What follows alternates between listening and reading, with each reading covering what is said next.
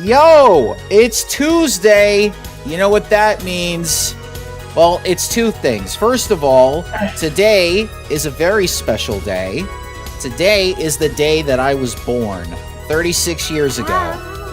And time for a cake in your face. Oh, well, I already had cake. It was delicious. It was like I love yellow cake with chocolate icing. If you ask anybody, that is one of my favorite cakes. A friend of mine made it, and then it tasted exactly like hers that my mom made, and I started crying. And then I told her, and then she started crying. So, it was great. Hey, fucking yellow cake with chocolate on top is fucking yummy. Okay, there you go. You should start seeing it now. All right, so we're back with Ace Attorney, but it's not the Ace Attorney like you remember it. As you'll see, there is a brand new character. Hello, Darius. Darius! Yes! Hello! As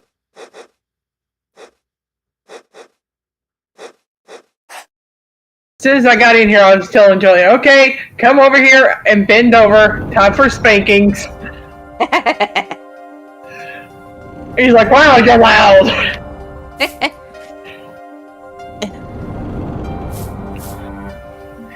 I'm liking the art on this one so far.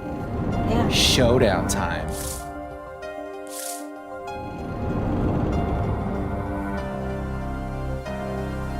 You lose. Good day, sir.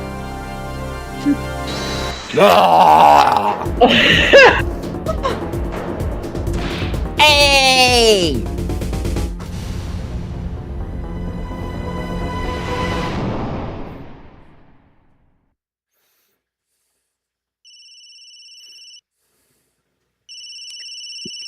Well, that's a bad night at the inventory.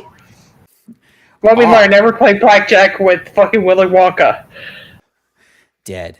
Someone hit him hard. Me? Please. The cops should be here any minute. I'm in your hands, should it come to that. Nope, get. I can't believe they killed the heavy. Doug! Doug! Nice to see you, Dougie! Now you'll notice the courtroom has changed a little bit in terms of design. I see that painting. Yeah, it actually looks more professional. Yeah, they started putting paintings around me all around the courtroom. I'm the only judge that's still around after all these years. I'm just glad Doug's back. And Sylph, I'm gonna have to give you one of my characters, since like this one doesn't have many characters to that show up in this one. So Oh, that's fine. yeah, you cool peeing Winston Payne. Oh. Darius says, I've got something I've been craving. Oh, what's that? Oh. What have you been craving? Panicked, palms sweaty, mom's spaghetti. I couldn't. Out of here, Eminem. I can admit it. I'm nervous. Ah, good morning. Good morning, sir. You look tense, Justice. Wound up tight. Darius says the backyard burger from Dairy Queen. Oh, that sounds amazing. Hit me one up.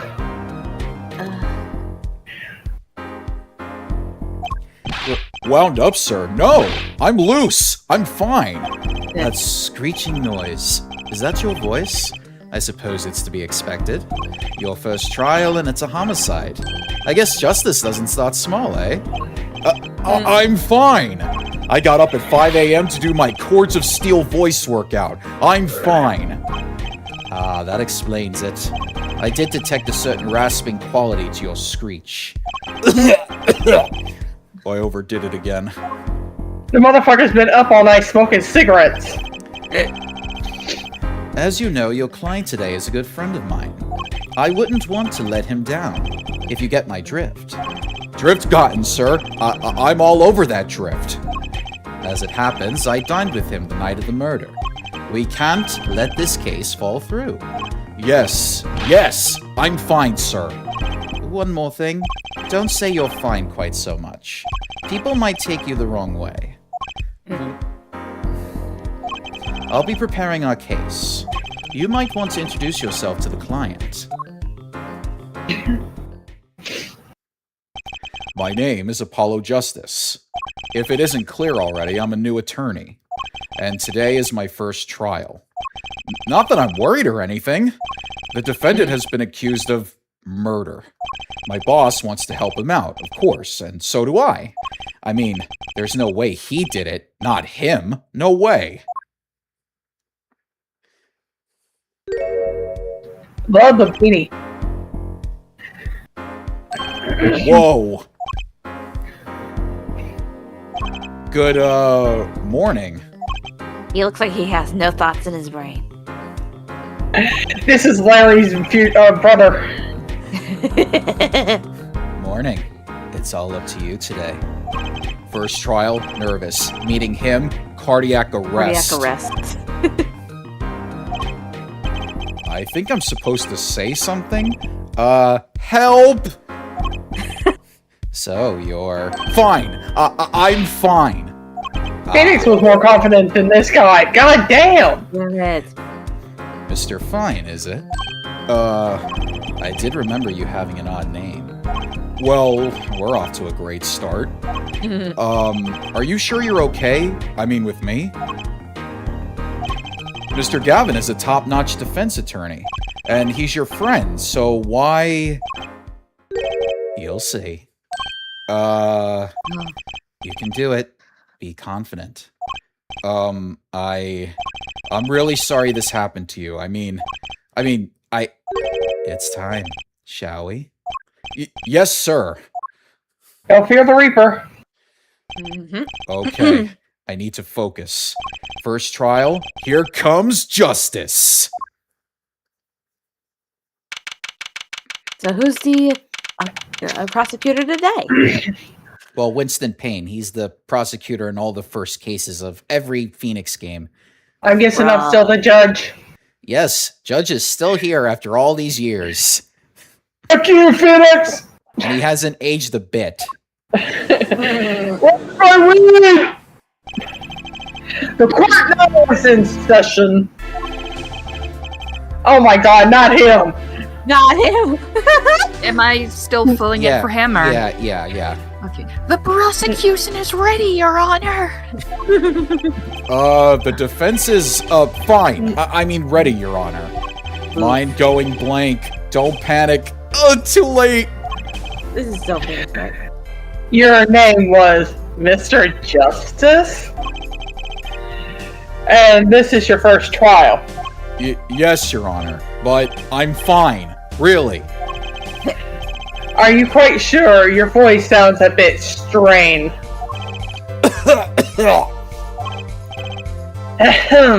Mr. Gavin. Yes, Your Honor? I was under the impression that you would be heading up this case. That was my intention, yes. However, a defense attorney must always see to his client's wishes. And my client specifically requested Mr. Justice. Well, of course he wants justice. But to entrust his case to this greenthorn, why? I do not extricate when I say you're the best defense attorney in town, Mr. Gavin. Okay, so Gavin's got trial experience, fine. But does he have cords of steel? Oh, but Is this this guy is best defense attorney around. Well, I don't know if he's got balls of steel or anything like that to go up against this. Get off my... Then, let's begin. The defendant may enter the courtroom.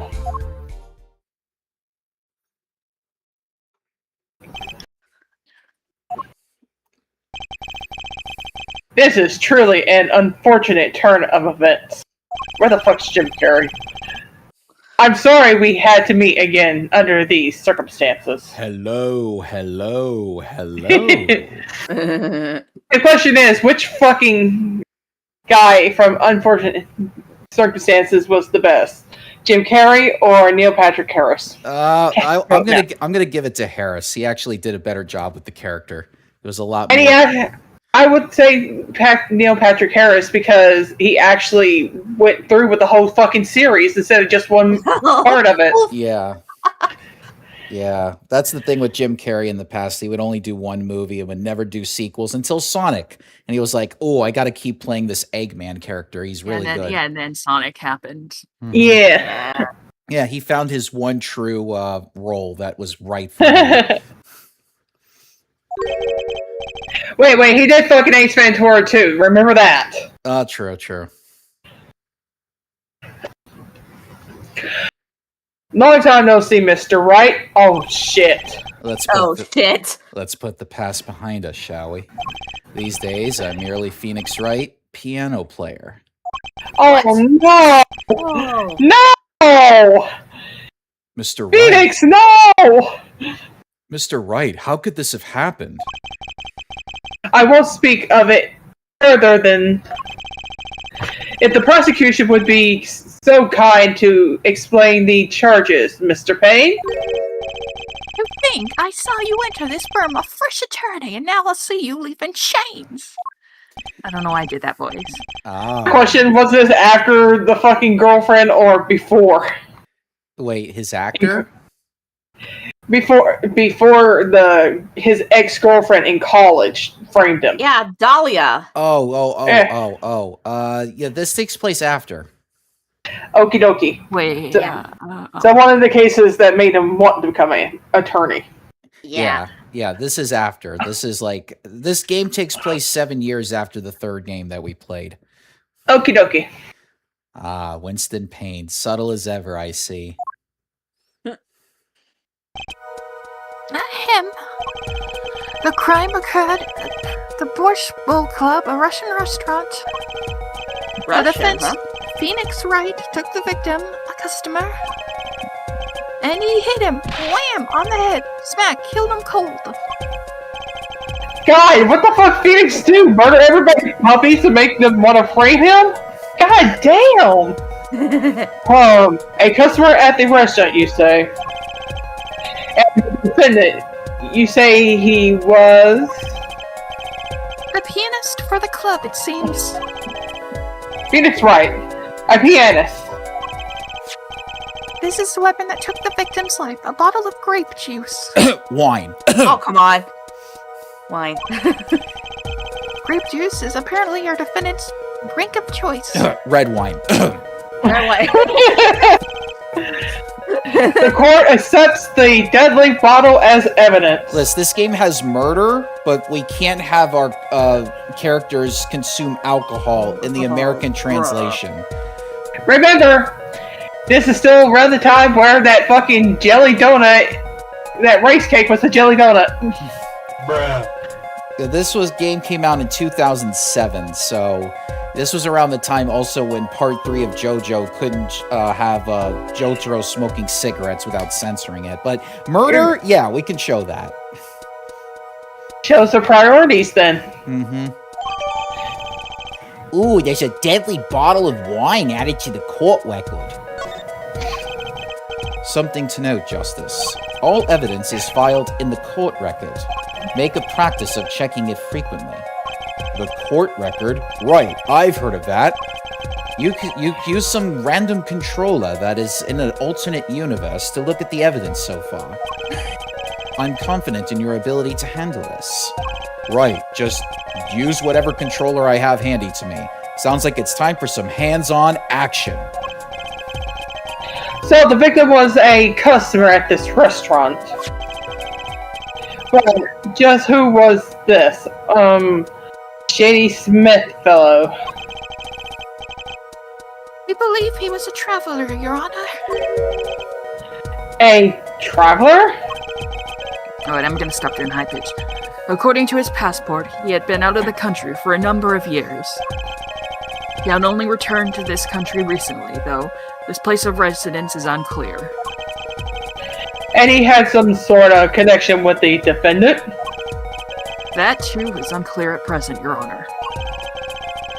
We believe they first met at the Borscht Bull Club on the night of the crime.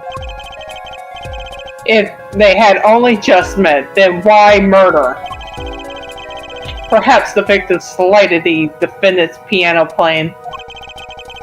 That doesn't appear to have been the case. No, the motive had nothing to do with the defendant's lack of playing skill. At least not piano playing. I'll let this photo explain what I mean. The judge is looking at the photo and has photographs stuck in his head from Nickelback. Oh gosh. As we were a game of poker was in progress at the scene of the crime. I can't believe that they're still making music in our year 2023. Or 2024, I think, is when this timeline starts. Remember, my judge character is a fucking acid-taking, pop-headed motherfucker who listens to Nickelback. Come on! Oh, 2025. 2025 is when this game takes place. Wait a second! This is last year. Is it poker gambling? No! That's a crime, and I'll go fuck myself! Go for it. Indeed, it appears our defendant has fallen to become the basest sort of criminal. It is true that the defendant was engaged in a game of poker with the victim. Yet it was only that. Poker face. A game, in the purest sense. A competition, Your Honor. Competition? Yes, a test of wits. A silent clash of passions. Only the cards, their backs wreathed in blue flame, know its final outcome. Come again? The cards on the table had blue backs, Your Honor. I believe the defense was waxing poetic in an attempt to mystify those present. And impress women. That will be our first order of business here, then. To find out more about this fatal game of cards.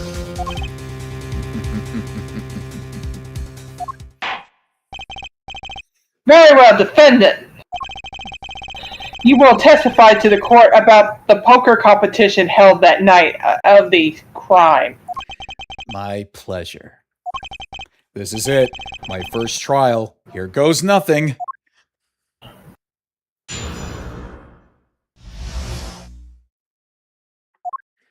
I am a pianist by trade, yet I can hardly play at all. My real job is to take on interested customers over at the poker table. The room where we play and the competition in there are the club's main attractions. The rules are simple. We play a game of poker using 2 decks of cards. That's all it is, a game, and our customers are happy. What are you doing, Elliot? I like him better with this blue suit on. Ahem. A pianist who can't play the piano. Better than a defense attorney who can't defend. Oh! Oh, damn! Very well. The defense may begin the cross-examine. Right, Your Honor. My first cross-examination. Don't blow it! Are you alright? You're sweating bullets. Bullets? Where? It's a figure of speech, Justice. Your voice sounds strained and raspy, too. My brain feels strained and raspy, sir. You've watched me perform cross-examinations many times, though you've never done one yourself, have you? Care for a refresher? What to do? Should I ask Mr. Gavin for a refresher course in cross-examination? No need for help here, sir. I think I've got this one covered. I think you'd better do more than think.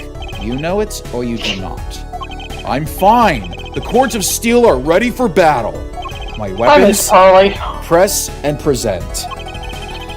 Finding any inconsistencies, any lies in the testimony, and reveal them to the court. That is cross-examination. Learn it, know it, do it. Inconsistencies? Lies? Phoenix Wright?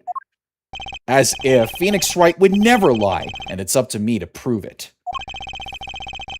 The defense may now begin the cross-examination. God, I need a new job.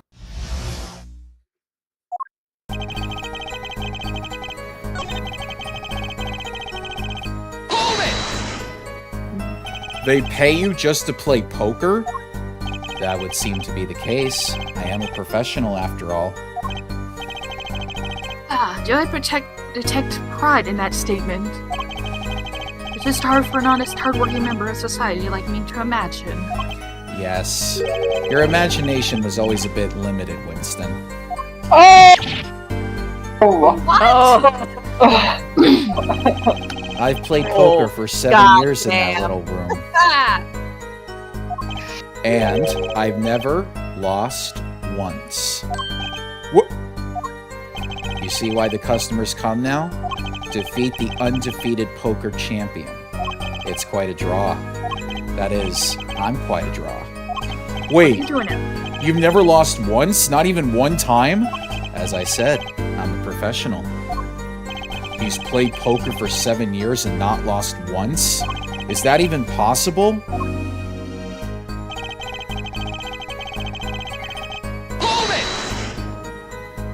The room in the crime scene photo is an attraction?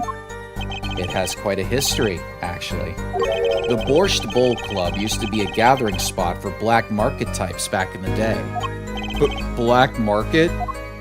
All in the past. Things like the black market are only on the silver screen nowadays. Suffice it to say that there were a lot of deals being made under the table. Right there in that room. A smoky room, gambling hoods, you know. Just looking at this picture makes me feel bad. The bosses gather around the table, cutting deals, safe from the eyes of the law. Meanwhile, a goon keeps watch through the small window. I can practically picture it now. That window does look like it would be good for keeping a lookout, but little else. The room had a few other tricks to it, though it was common knowledge to our regulars. At any rate, they come to play poker in a room steeped in history. Despite the dark past, it was all just good, clean fun. I miss Phoenix Wright the simp.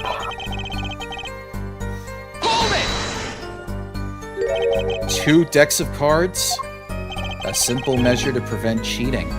If you alternate 2 decks, no one can slip in cards. And there's something else I noticed. In addition to the cards on the table, there are some lying scattered on the floor. Precisely. Cards on the table, cards upon the floor, each one forming a complete deck. A crime scene painted blue by a sad sweep of cards. It's poetic, really. Incidentally, we used 2 types of cards at the club. One deck of cards was red, the other blue. As I recall, in poker, you make 5-card hands. I can see how it would be easy to cheat. Yes, a game of hands.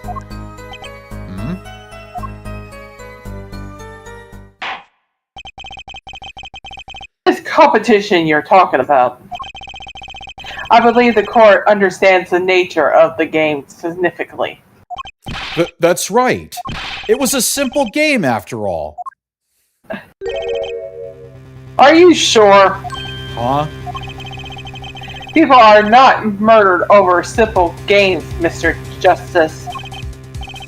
Defendant, you were in the room the very moment that the crime occurred.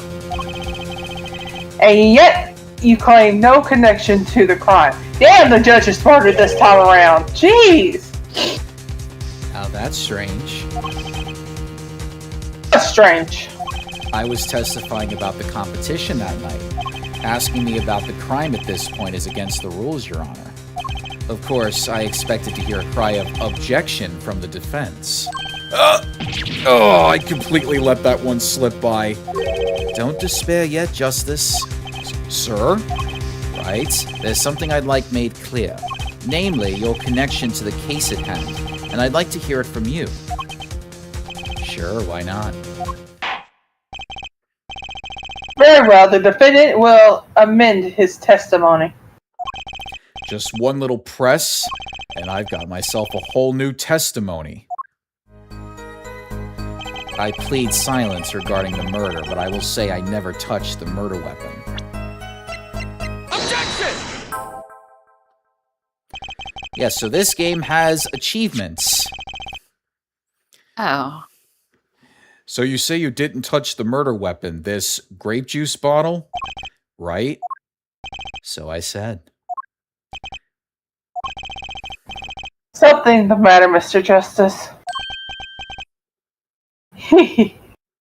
Oh, sorry.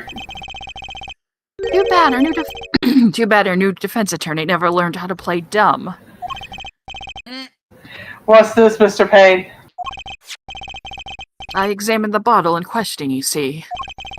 And it was covered with the defendant's fingerprints. Rattle. Objection!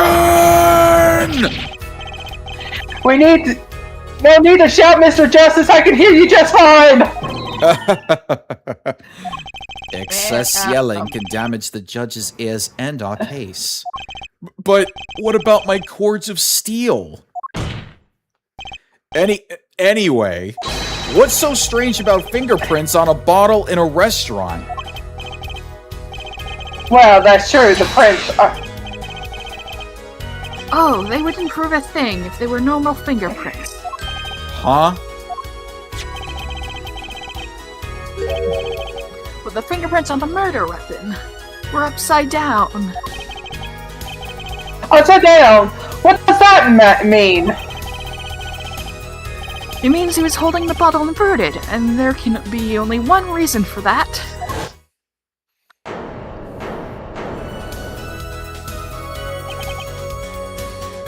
Yes. To brain someone with the bottle. Oh! Mr. Gavin, I think things just took a turn for the worse. Oh, I see no problem, Justice. Huh? Have you guys experienced any, like, lag or anything? I have. Or am No. Only when they go back and forth really badly. The only thing that matters is the truth. There's a good reason for It everything. feels like there's like... You'll see.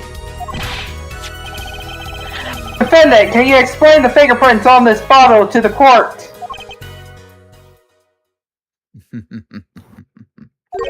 I stand by my plea of silence regarding the murder. For now. Not very corporate, are you? This could hurt your case. I'm sure he's uncooperating because he's hiding something. There must be some reason. Objection! Your Honor, you seem to have forgotten something. And what might that be, Mr. Gavin? On the night of the crime, who was it who reported the murder to the police? Reported. Well, that was the defendant, Mr. Wright, but still that... Really? Yes, well, according to the case file. The murder is reported from near the scene by a call from the defendant's cell phone. Near the scene? Let's take a look at the diagram of the murder scene, shall we? The victim was murdered in a small room in a basement 2 floors down from ground level. Of course, cell phones can't get reception so far down. The defendant used the stairs in this hallway to go above ground. The call came from the first floor restaurant. I see, and this is the cell phone that made the call. Dang, 2025 and he still has a Nokia brick. I know, right? I mean, hey, it's a good phone. Oh, you can murder somebody with that. Hmm?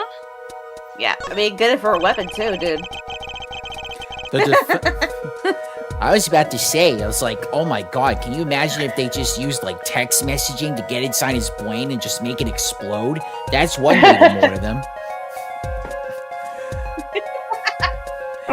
The defendant could have just fled the scene of the crime if he so chose. Yet he fulfilled his duty as a citizen and reported it to the authorities. And you claim he is being uncooperative? Nice save, Mr. Gavin. I better not waste this. I think the prosecution has toyed with our client enough for the time being. Toyd, I assure you, no one is more serious about... What was it you said? The defendant was in the room the very moment that the crime occurred. How can you possibly know this? That's a good question. How indeed? The answer is simple, Your Honor. The prosecution has a decisive witness.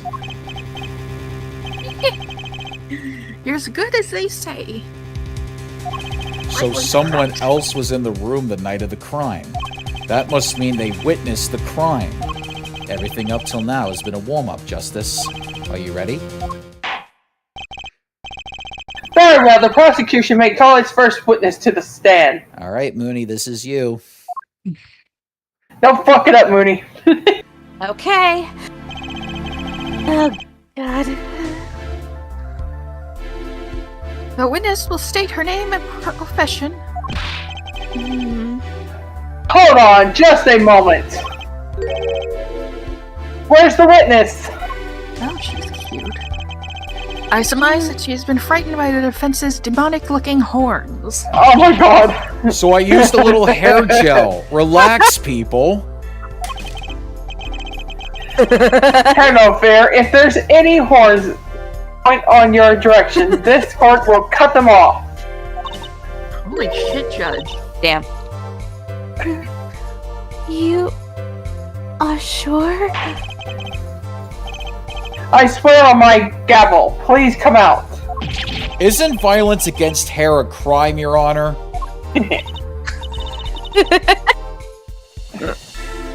Well, if you are sure it is, okay. She's adorable. Hang on, it's gonna be a bit because of the lag. Wait a minute. Would the prosecution care to explain the witness? Herman, help. Paraphernalia. Yeah, paraphernalia. Paraphernalia. Yeah. Yeah. Paraphernalia? I can't breathe. She is a professional, Your Honor. Those are merely the tools of her trade.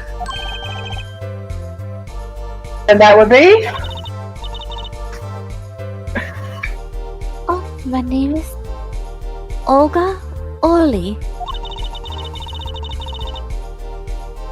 I am employed as waitress in Bosch Bowl Club restaurant. Then why the camera? I hope my accent's not too bad. Of course. Oh no, it's really good. It is my pride to serve Bosch in the naming restaurant. I try to make it sound Russian. Well, You're 'cause she is Russian. It's gonna be a bit because of the lag. But I also perform, how is it said? Other service. I take it one of these other services is taking the customers' pictures.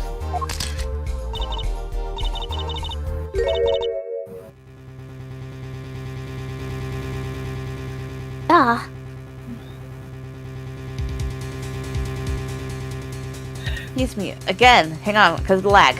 Like for example, this one. That's the defendant. Indeed, on the night of the murder. Man in white hat is one Oh, that's all good. who Man has... in white hat. And one who's gone kaput. Indeed, that is the victim.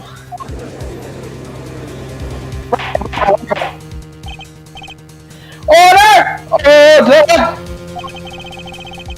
This is quite a piece of evidence to casually drop into our laps. To our Russian fans, I'm sorry. It is same way as I drop cold balls of borscht on laps of customers casually. Then the court will casually accept the new evidence. That is wine. That is not grape juice. in that picture.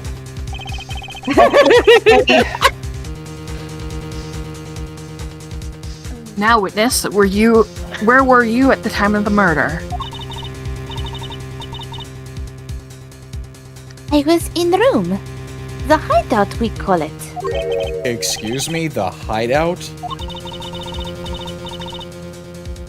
It is the room where famous gangster, bad guy, was arrested. Is room where murder took place. What? You look of utter surprise. It is lovely. I will post my courtroom door later for you. Da. Will be numbered and you will write. Which one do you want a copy of? So there were 3 people in the room at the time of the crime? The victim, Shady Smith, Mr. Wright, and Olga Orley are witness. And if Mr. Wright isn't the killer, that means... Very well, witness. You will testify to the court about that night's events.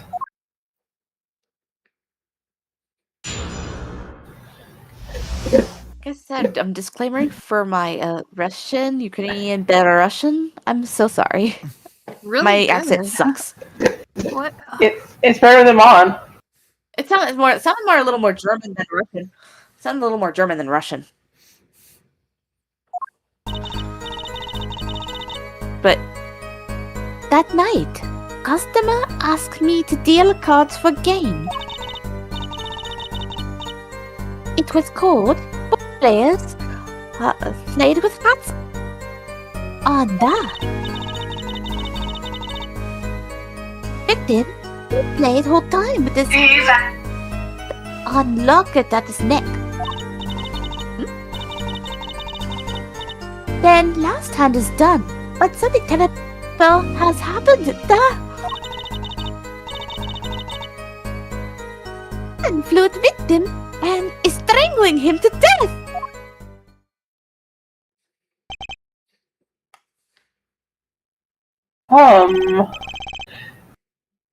Incidentally, who won the game?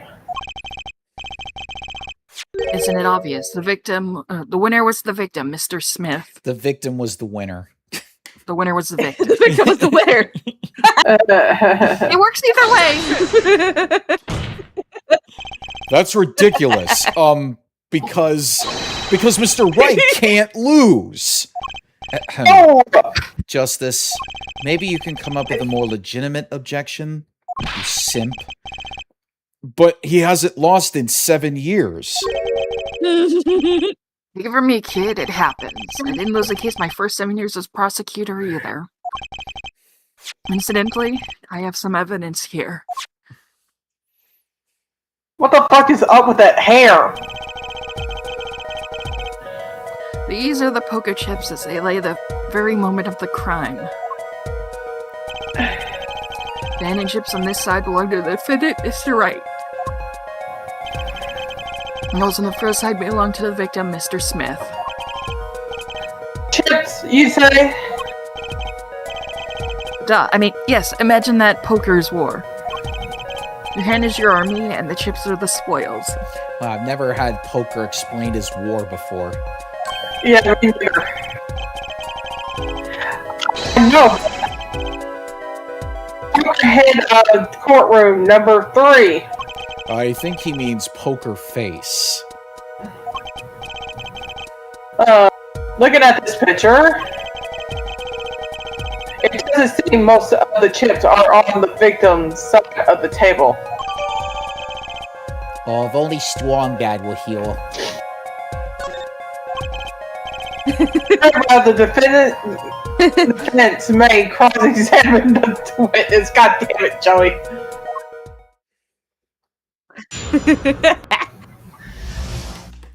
Gotta imagine this in Homestar.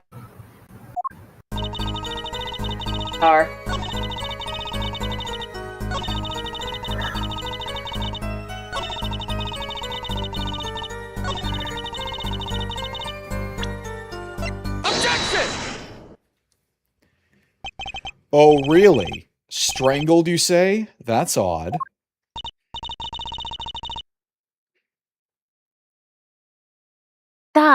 No. Customers only choke on borscht.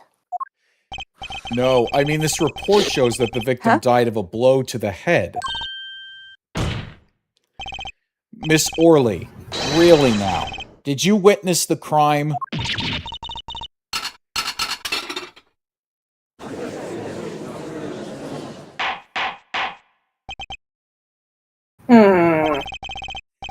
Looking at the picture, it doesn't seem like he was hit. He's still wearing his hat and everything. Yet is it a fact that he was hit, Your Damn it, Honor? this stupid fuck it. Mooney, just restart! Here's a photo we took of the victim with his hat off during our investigation. Well, that's quite shocking, isn't it? This head certainly was hit. Na na na na na na na na. Hey hey hey, you're bald. You know what I'm craving? Pancakes.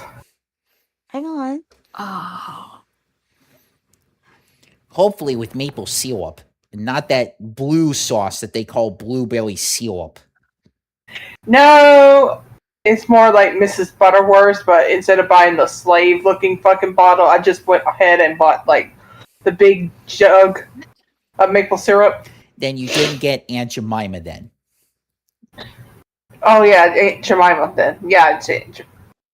Yeah, because that's the Whatever, racist. That's the slave one.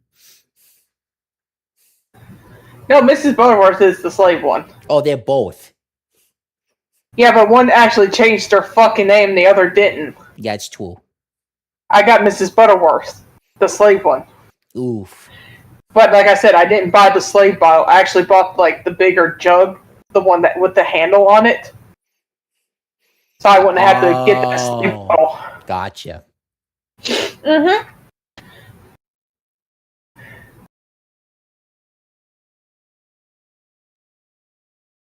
But I haven't seen it happen. The defendant, he lunged at the victim, his neck. Oh, really, Miss Orley? I think I've caught you in your own lie this time. Justice. I admire your enthusiasm, but perhaps you should think this through once more. What do you mean? I found a contradiction. There's one thing in her testimony that troubles Okay, I'm here me. now. Okay, I'm restarting the computer until the. alright, I was doing your voice work a little bit. Okay. Very well. It seems we shouldn't continue the cross-examination. There's I such mean, a there's such a thing as thinking too much. This horse is dead. Let's stop beating it. There's such a thing as thinking aloud too much, too.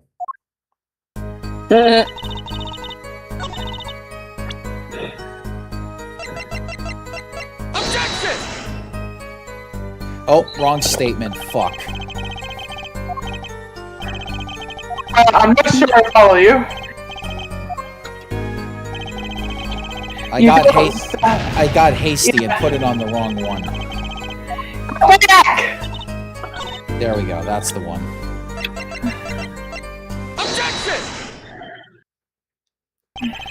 You know, there was one curious part in her testimony, just like Mr. Gavin said. But what does it mean? Mr. Justice, would you care to explain what is it you're thinking so intensely about? Recall the Okay. testimony, Your Honor. Let's see. Let's see how this is gonna work. We hear you perfectly. The victim played with his hand on locket at his neck, I believe she said. Here we go.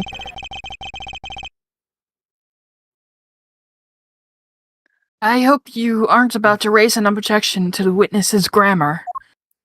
No, but look at this photograph. Paul looks at it, it makes them laugh. Do you see a locket on the victim's neck? Well done, Justice. I'm impressed. I knew you'd be able to handle this. But what does it mean? We are here to believe this witness testimony as is. The locket disappeared following the victim's death. Lockets don't just disappear, Your Honor. It's quite simple when you think about it.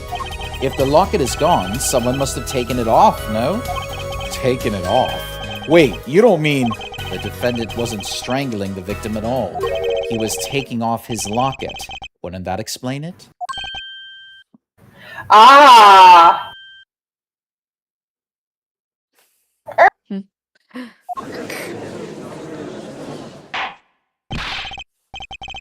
Defendant, what do you have to say to this? Alright, don't BRB. Okay.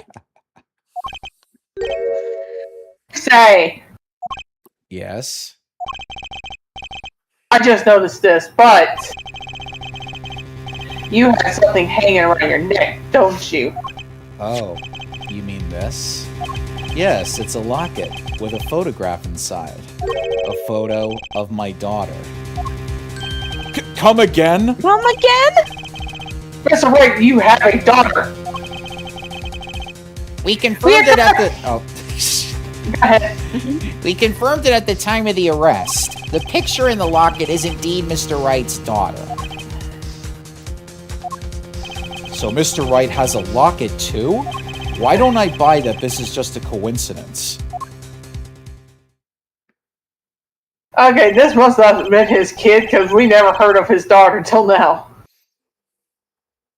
Well now, if the results of this poker game led to the murder, perhaps we should hear a bit more about the outcome of this game. Further testimony I'm won't not- really be further necessary. testimony won't really be necessary. Much here.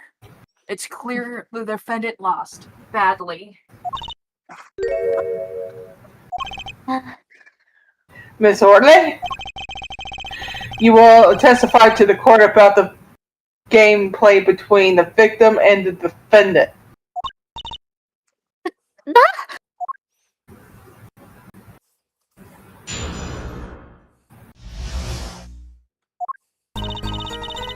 Game began with 3,500 points in chips for each man.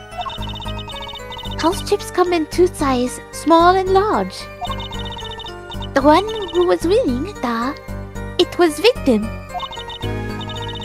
As for last hand, defendant play with all chips on table and lose. The moment loss was decided, defendant grabs bottle from table and... Indeed, looking at this picture, it does seem to be a one-sided game. As the court knows, poker was the defendant's life. Failure must have been a bitter pill to swallow. God damn. How many times have I heard these words? I done it in a fit of danger, Your Honor. Common tale, but true. Methinks the judge watches too many old court movies. Me thinks you're an idiot. Mr. Wright says he hasn't lost in 7 years, so this testimony must be wrong. God, Mr. Justice, you are such a simp. Why did I hire you? You should see Phoenix right before he became a fucking lawyer. He was a real big simp. Are the chips in this photo all the chips that were used?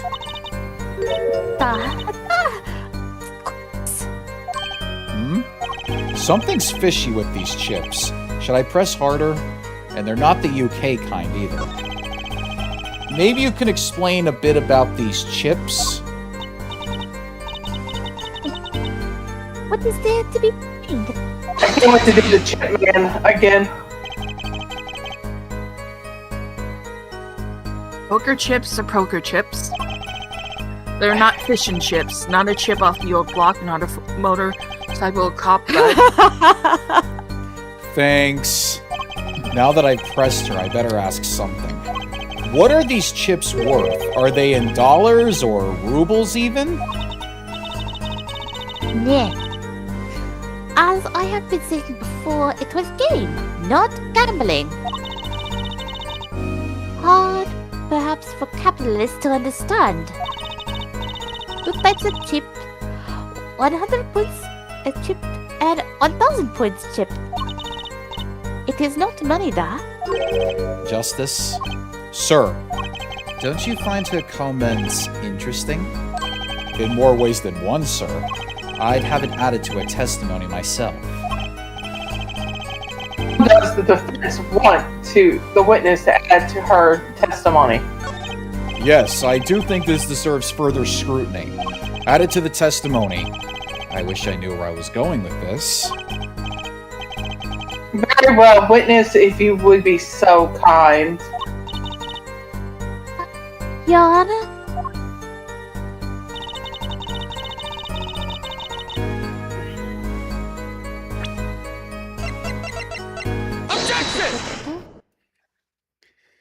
You're sure it was the victim who won? Absolutely sure. It sounded like a woman screaming in my ear. It seems our new attorney is a bit confused. A glance at the picture is enough to tell you who won, if you're not in kindergarten.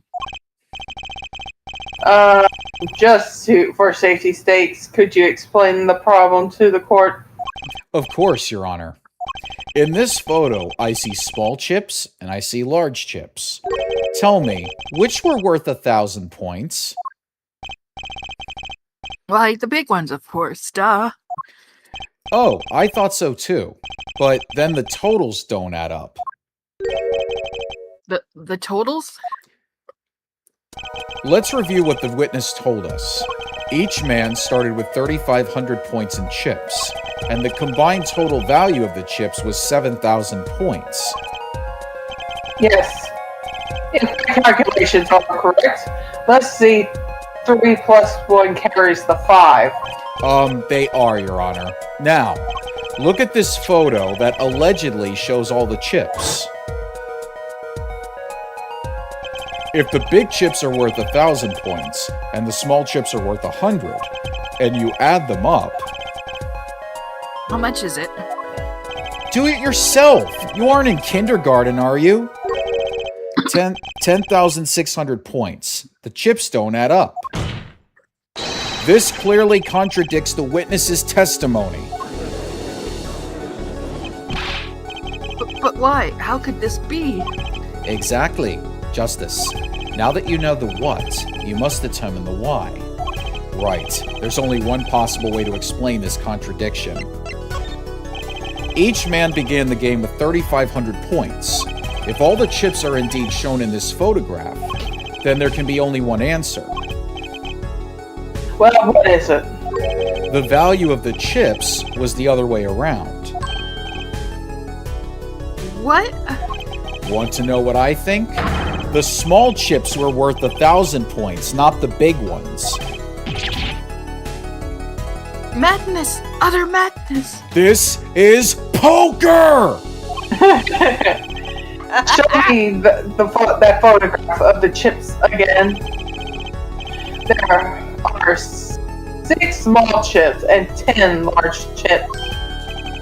Why? Does that make 7,000 points when you add them up? Excellent work, Justice. It's almost as though you figured it out by yourself. Well, I'm just glad I was the one who said it. But wait! The value of the chips may be different, but that changes nothing! Indeed, the victim did have the large amount of chips still. Ah. Exactly. If the small chips are 1,000 points and the large chips are 100, let's do a little math. Add up the points for each side of the table. I don't want to do math. Me neither. The victim, Mr. Smith, had 2,900 points. And yeah, yeah, it's all auto-scrolled. yeah, that's why he keeps fucking me up. 4,100 points. Well now, it seems that Mr. Wright was winning that night after all. That's impossible. Search your feelings, Mr. Payne. You know it to be true. This is how he loses his hair. Yeah. Yeah, especially my client had even less reason to kill the victim. After all, he was winning. Hashtag winning. You can't see Phoenix poker face. Now, Miss Orley, you must have known the true value of the chips, since you were there at the scene of the crime, weren't you?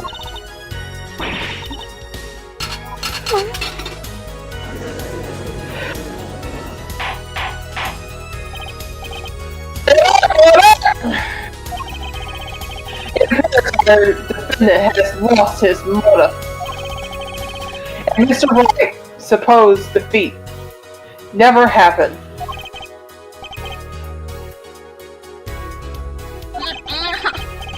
We must now ask ourselves. Hold it. Excuse me, what is this, Miss Orley?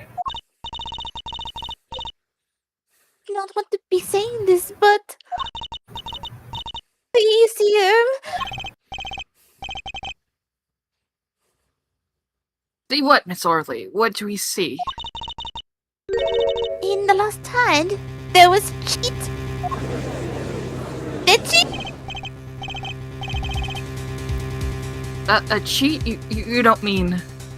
The cheat.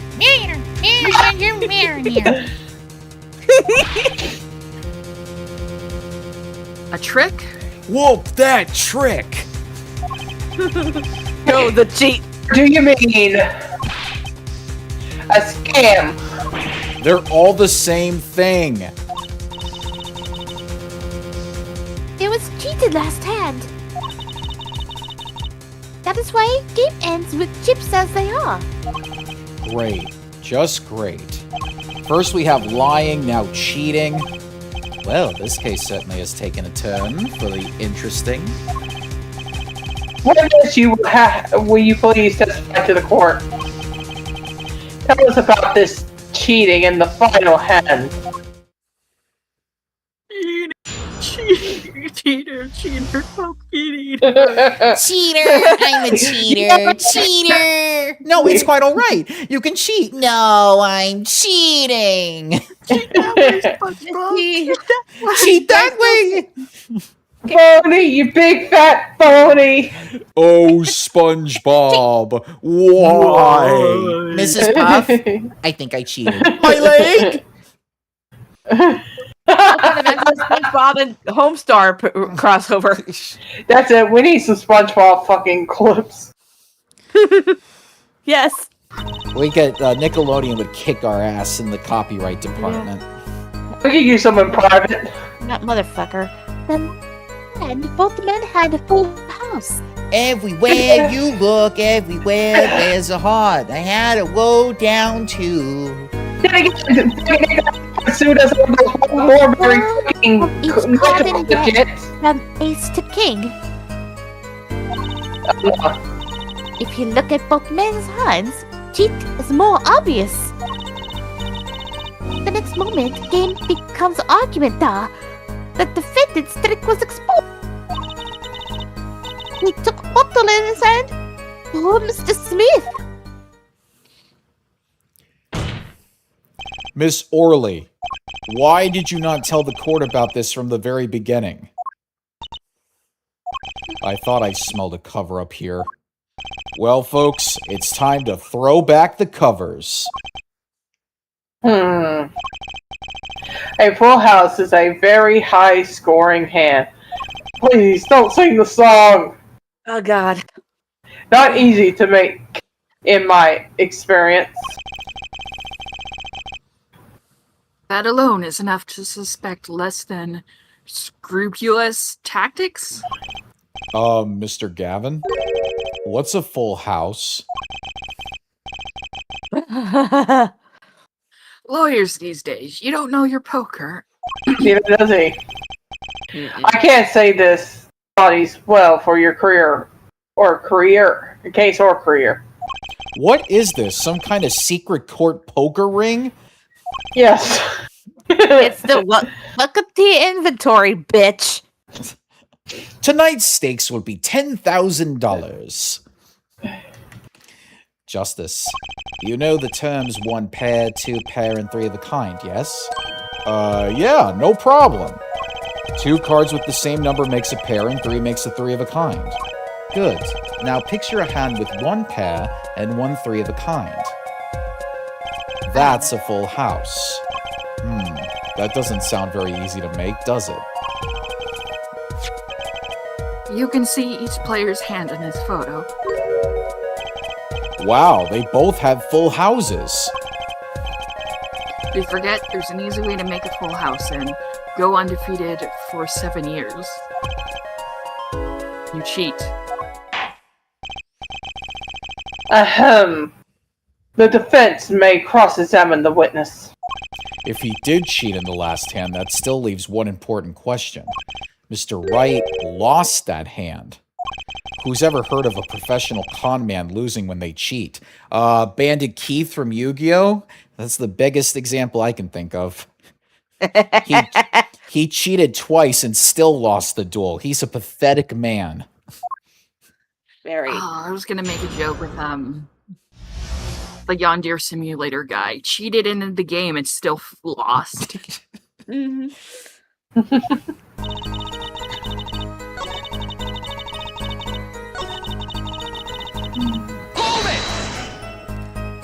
How was it clear? Well, the defendant, he played a 5th ace. A 5th ace? I still remember both hands very well. Mr. Smith's hand has 3 aces. Mr. Wright's 2. Wait a minute. Obviously, cheating was afoot, or perhaps I should say, a hand. Your Honor? Quit your day job, Winston. Your Honor, perhaps this could be added to the testimony without Mr. Payne's joke. No, the witness will add this detail to her testimony, please. Rather the same. Mr. Smith's hand had 3 aces and Mr. Wright's 2. It is 5 aces and all.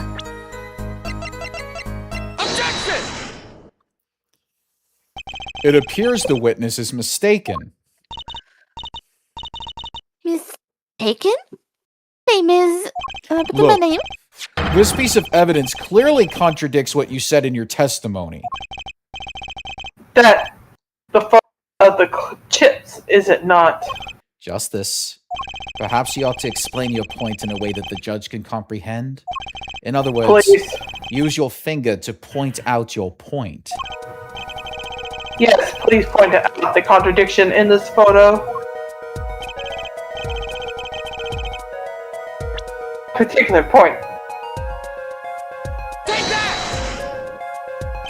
Miss Orley, in your testimony, you made the following claim. Mr. Smith's hand has 3 aces. But as you can clearly see, the victim's hand only held 2 aces.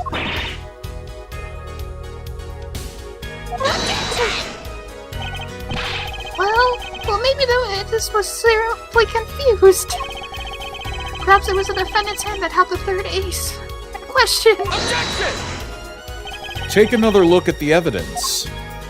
As you can see, the defendant also had 2 aces in his hand. Where's this 5th ace? I see cheating all right, and it's going on right here in this courtroom.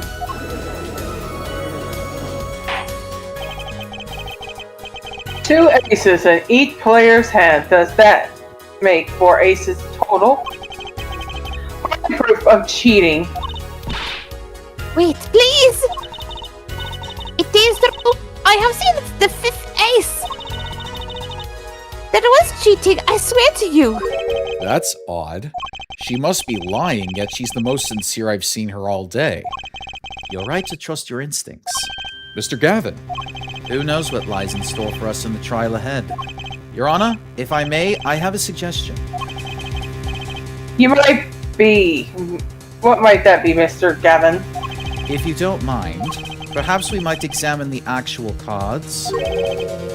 Cards! Mr. Payne? Yes.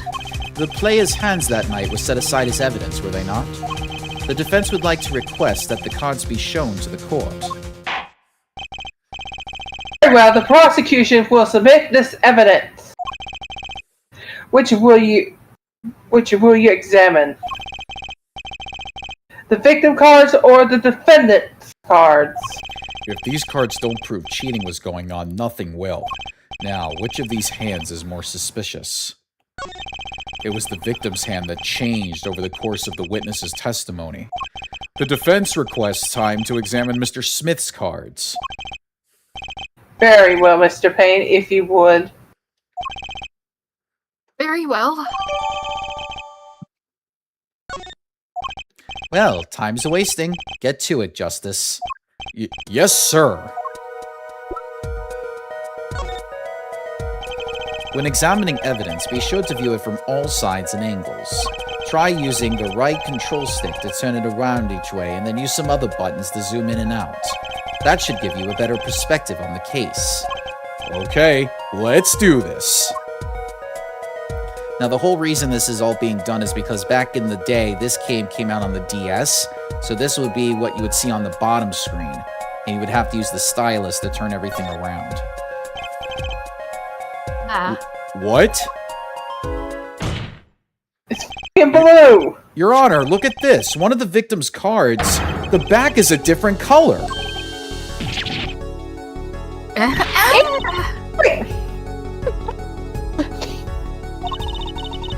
But I got caught in the red. What was that, Miss O'Reilly? Millie died. Your Honor? Yes, Mr. Gavin, yes. Tell me, what is the easiest way to cheat at poker? To cheat. I'll tell you. One merely needs a friend, a comrade, shall we say? The dealer. Wait, so you mean this witness, Miss Orley? She's the cheater. A professional, I'd wager.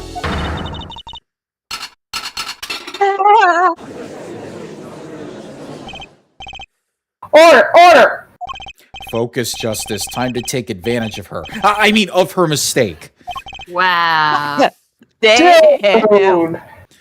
Your Honor, please recall the testimony we just heard. Possible. But I put that card in the red hand. Ergo, Miss Olga Orley conspired to cheat, not with my client, but with the victim, Mr. Shady Smith. Not only did she cheat, she cheated poorly. Therefore, it's not hard to imagine an altercation between her and the victim. What? Wait, you don't mean... The defense isn't accusing the witness, Miss Orley, are you? Time for justice. There were 3 people in the room at the time of the incident. And if Mr. Wright isn't guilty, that means I am. The defense accuses the witness, Miss Olga O'Reilly, of murder. Damn, Mooney! At least it's not me this time. Mr. Bart is your witness, Miss Olga Orley.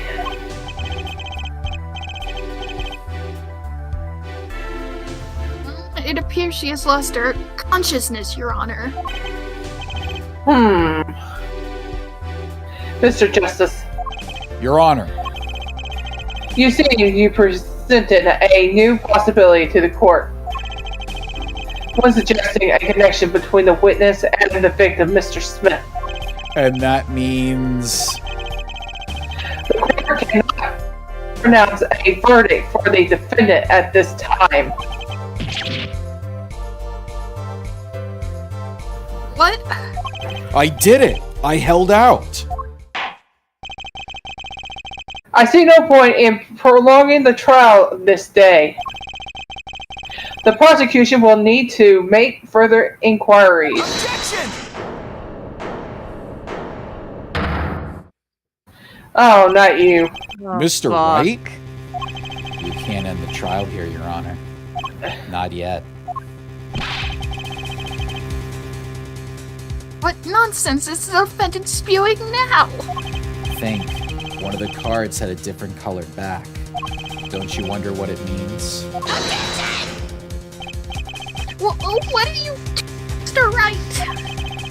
Pressing objection right when you're about to get off the hook. Ridiculous. Mr. Payne, you of all people should know. Mr. Wright has a talent for the ridiculous. Perhaps we should get to the bottom of things. Let's clear up the facts about the game that fateful night. As was said before, we alternated between 2 decks of cards that night. That was said before. The 2 decks at the club have different colored backs, blue and red. 1 color per deck. Why use different colored backs?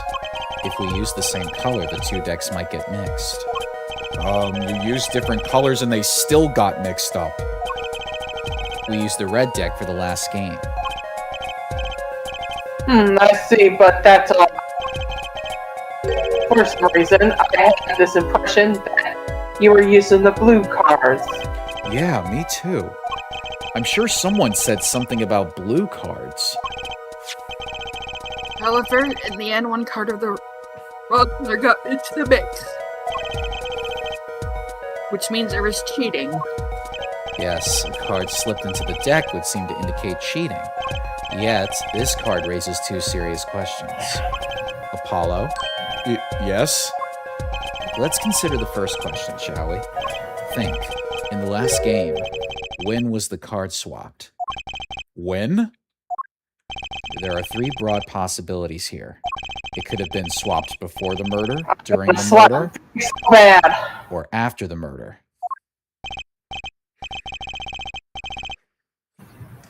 Well, yeah, thanks for the news bulletin, Mr. Wright. Oh? It might be as simple as you think, Mr. Payne, or it might not be. I'd like to hear what Apollo thinks first. When do you think the cards were swapped? When was the card swapped into the deck? Perhaps it happened after the murder? What's that? Ridiculous. What did you have to show? It's silly. Objection! Yes, but tell me, how do you swap cards during the game? I'll take silly over impossible. Figure for me, son, there's a lot of silly in this world, but very little impossible. Oh? Even when the backs of the cards are a different color?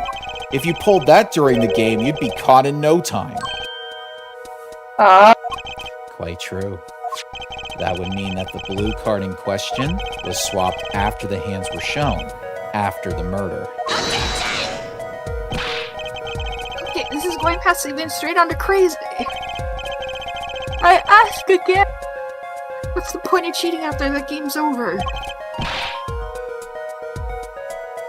Who would do that? Who indeed? That's one of the mysteries before us. There's another. Yes, a simple yet decisive question must be asked. Who swapped the red card for a blue card? Who? The game and murder is done, the victim is dead. Only 2 remain in the room, alive that is. The defendant, Phoenix Wright, and our witness, Olga Orley. Okay, so who is it that swapped the red card for a blue? The one who swapped the cards wasn't Mr. Wright, of course. And, well, it doesn't seem like it could have been Olga Orley either. What are you suggesting? That's hardly a logical conclusion, I'll admit. As the defense, I think it only makes sense for you to name Miss Orley at this point. Yes, I know. But she was the one who dealt the cards, right? I just can't believe she would make the mistake of swapping the wrong color card. And if that card was swapped during the game, it'd be obvious. I hate you, Phoenix. Something you'd like to share with the court, Mr. Wright? Oh, my apologies, Your Honor. I was just thinking how much fun all this is.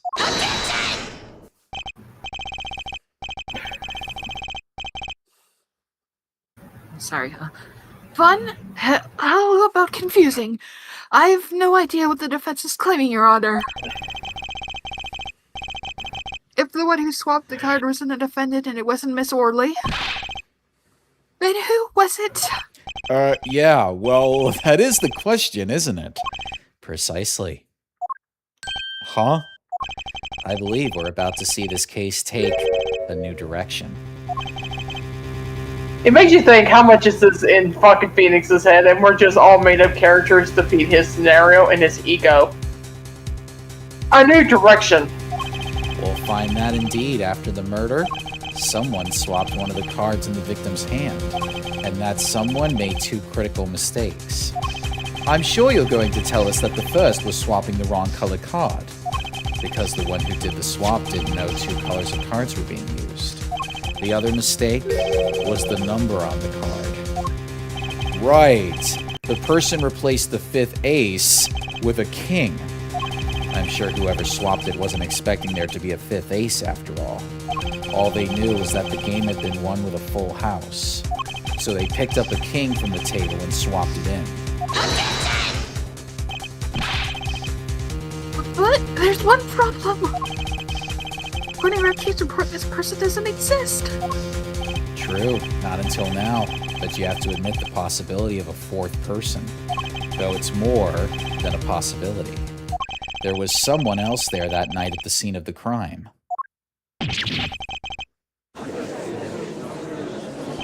I believe the judge spoke truthfully earlier. You do make trials ridiculous, Mr. Wright. The trial has proceeded on one central assumption. Namely, that at the time of the incident, there was only 3 people in the room. I believe this new evidence, shall we say, overturns that assumption?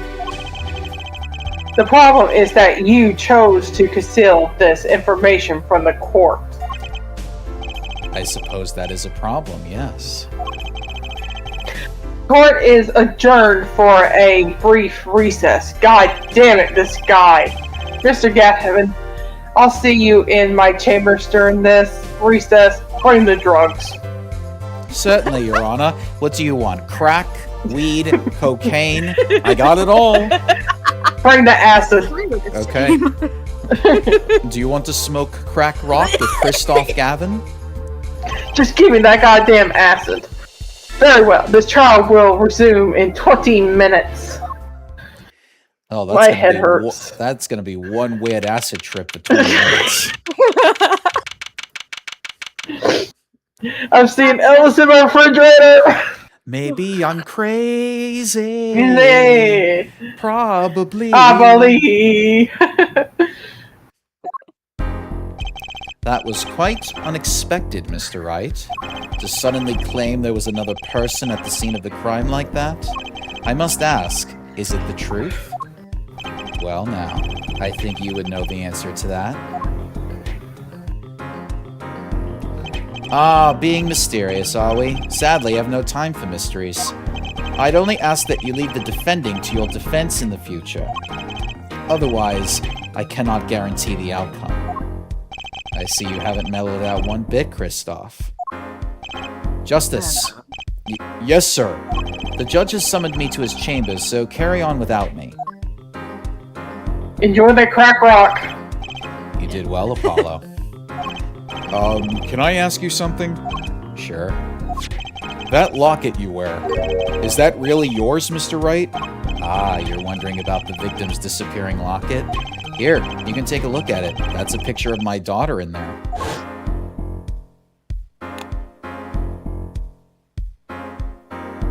Aw. I'm just surprised to hear you had a daughter. Most people are. Perhaps you'll meet her one of these days. One more question. The one who cheated that night, was it you? What do you think? Huh? You know what happened 7 years ago? What I did? It's not unreasonable for you to think I might cheat.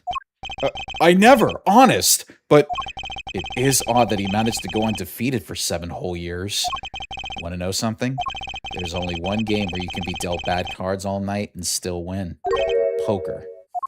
You see, poker is all about reading your opponent. In that way, it's a lot like a court case. Poker is like trial law? Figure out what your opponent is thinking and you win. Well, yeah, but that's harder than it sounds. I think not. Try as they might to conceal it, everyone reveals their true thoughts in the end. Their body language can become a valuable source of information. You're kidding! That witness, for instance, Miss Orley. She would touch the back of her neck during certain parts of her testimony. Did you notice? No. Come on, who'd notice that? Words, habits, twitches, it's all information for the reading. That's the secret to winning, Apollo.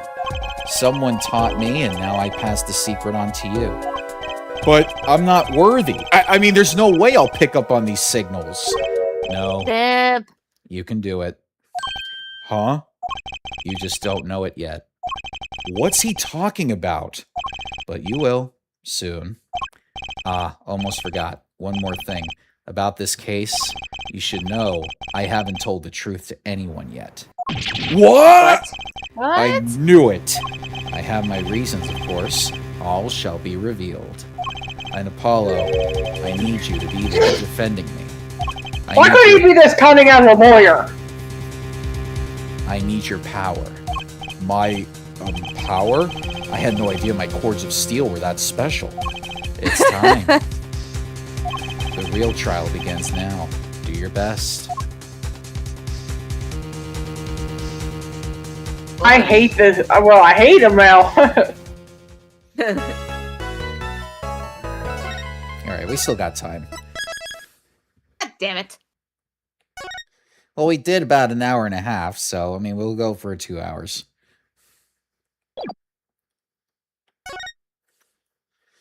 How long before we get back to the courtroom? Or any of my characters?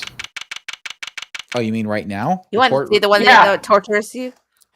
Guys, I gotta go to the bathroom. That's what I'm asking. Oh, well, go now. Same. Go now. Go Alright. now. Yeah, go use the bathroom. Okay. Yeah, We'll go to the back. bathroom. Go to the bathroom. In the meantime, let me tell you about what I did for my birthday. So this weekend, I went to there's a place, it's a building that has 3 things: a bowling alley, a movie theater, and a restaurant, all in the same building. So the first thing my friend and I did is I picked her up from the train station. She decided to dress up in a 1930s jazz outfit. It was not my decision. She decided to just play along and have fun with it. We went and had food. She pays for everything, by the way. She doesn't even allow me to pay for anything that we do during our hangout.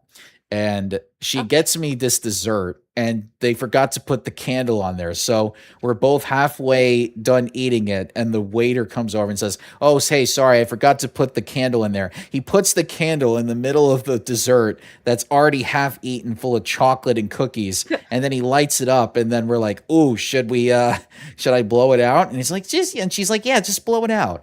And so he did. And then like Say hi, Elliot. the fire almost went into the dessert itself. So I said, "Well, we're about to have a flaming dessert if that's the case." Then the next All right. well, we have to I'm wait back for now. well, we have and- to wait for circus. You know, I'm just saying I'm lucky to have a bathroom that's behind my chair. That's good. Yeah, I wish I had that. So the next thing we did, we went to go see Supergirl, which don't believe the reviews because they review bombed the hell out of it. It's actually really good. You can What tell I miss? that. What? Misogyny. That's what I missed. I already like 2/3 of my hangout birthday celebration during the Okay. weekend, but that was it. I'll explain the Okay. rest after the show. Let's get on. Whoa, I'm fucking high. Court it will now convene. As our witness, Miss Olga Orley, recovered. I gave her some of my crack cocaine.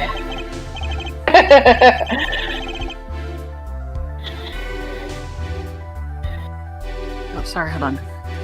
Yes, Your Honor. Well, she's regained consciousness. Perhaps we can hear her version of the events again?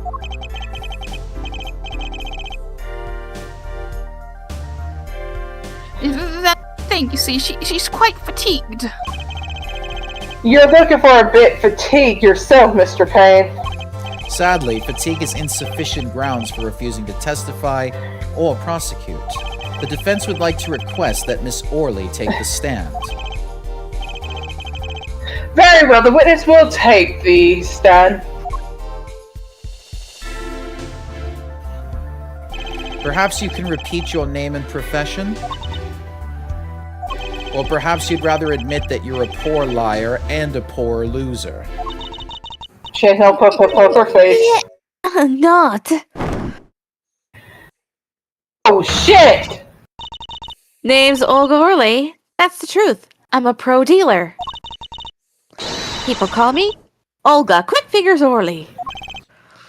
Oh really? Want to know something else? I'm not really Russian.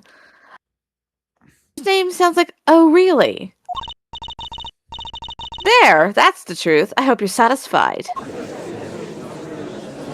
Witness, you will tell the court what you were really up to that night. Fine, I'll talk. We had a plan, see? Let me remind you that you are currently under oath. Any further fabrications will have serious consequences. Fine. Like I said, I'm a pro. That guy Smith hired me to do what I do best. I was planted at the Borscht Bowl Club several days prior to the night of the game. As a waitress. So you were in cahoots with the victim?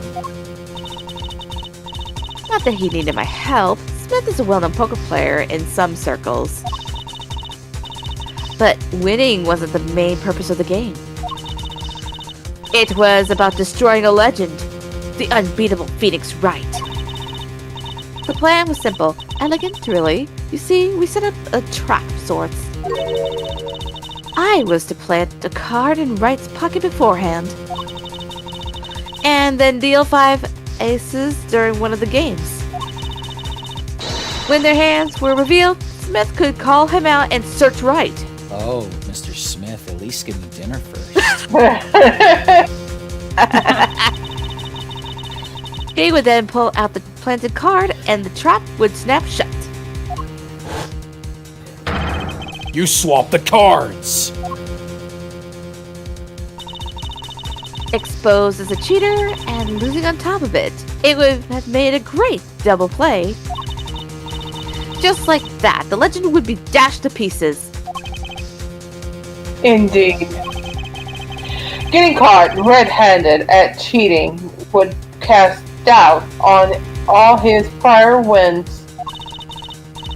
A 7-year legend destroyed by one little card. That was the plan. Oh, really? Oh, really? How droll. But it appears you made quite the mistake. A mistake. I agree, the trap was elegant. Yet, what happened to that planted card? Hey, that's right. He's lucky. I'll give him that. You'd have to slip free from a trap laid by Olga Quick Fingers Orly. Oh, really? The witness would be much cuter if she dispensed with the evil mastermind. Oh my. Cute? Who wants to be cute? I'm cute. You hear me? Bad. Bad. Dude, bad.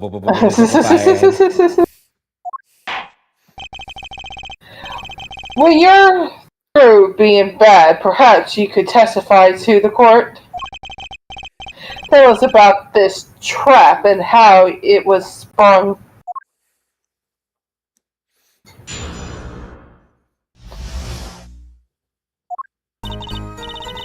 At night, I planted the card like I was supposed to. And Wright lost the last hand just like he was supposed to. Then Smith searched him. But the planted card was gone. The trap failed. The next moment, Wright picked up the bottle and swung it. It wasn't me who hit Smith. It was a no-good cheating defendant. Hold on. A surprisingly frank testimony that still leaves us mostly in the dark. The trap was perfect, I tell you. Perfect. If that rotten cheater hadn't messed me up. Look who's talking. Well, the testimony, for what it's worth, is all yours, Mr. Justice. With witnesses like her, who needs criminals? And with Bruh. defendants like Mr. Wright, who needs prosecutors? God, would you shut up with the sim stuff, Apollo? My God. Apollo would be an awful sim. Mr. Wright would never lose a case. He's lost one trial, Apollo. One. No, he was saving somebody. That's why he lost that one. It didn't really count. Oh my God. You should just do the Phoenix Wright fan club. Why don't you just fucking marry him if you're so in love with him? Wait, isn't that a little odd? What's odd? You searched Mr. Wright, thoroughly, and found nothing. Which means he didn't cheat, which means he had no reason to strike the victim. Well... Boop, boop. This is where her soul loses her. What was Lose her that body. just now? I sensed something. Something's wrong, Mr. Justice. No, nothing, Your Honor. What to do? Should I press her a little harder? Miss O'Reilly, you're hiding something. What are you talking about? You... Me? Quick Fingers Orly? Hide something? The defense will refrain from baseless accusations. I have one question for the witness then. You say you saw the moment the defendant hit the victim. Is this true? Of course it's true. I did see it, honest. I saw it when Wright hit him. Oh! With my own eyes, I saw it. What's this weird vibe I'm getting? That witness, for instance, Miss O'Reilly, she would touch the back of her neck during certain parts of her testimony. Did you notice? Touching her neck, was it?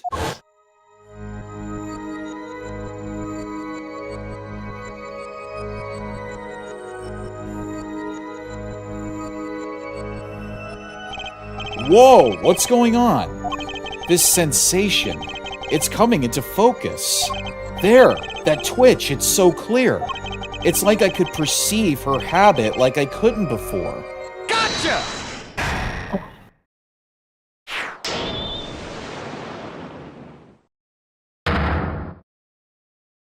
Miss O'Reilly, perhaps you are unaware of this yourself? Unaware of what? Whenever you get to a certain part of your testimony, you touch the back of your neck with your left hand. My neck? So what? What indeed, Justice? I hadn't noticed anything of the sort. When she says that part of the testimony, she's subconsciously recalling something. Her body reacts to the memory and she touches her neck. I'm sure of it.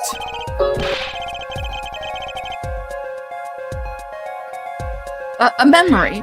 Why would someone care to explain what he's babbling about? This is highly unusual, but let ask the defense. You claim the witness is remembering something. Maybe you have evidence of this memory to show us. Her habit is scratching her neck whenever she talks about the moment of the crime. So what would remind her most of the moment of the crime? Miss O'Reilly, whenever you recall the crime that night, you scratch your neck. I've noticed it happens when you think about the moment of the crime. There must be some reason behind this habit of yours. I believe the weapon that left an erasable impression on your neck is this. Take that! Whenever she talks about the moment of the crime, she touches her neck, and what reminds us more of that moment than this bottle, the murder weapon? But something doesn't fit. If you were only the witness to the crime, why would that make you touch your neck like you're in pain?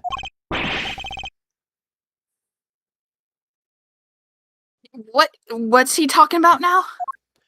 It was Mr. Smith, the victim, who was hit, not you.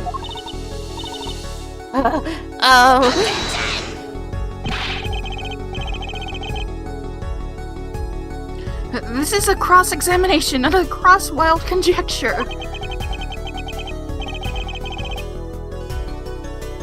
The witness's habits, they're completely irrelevant.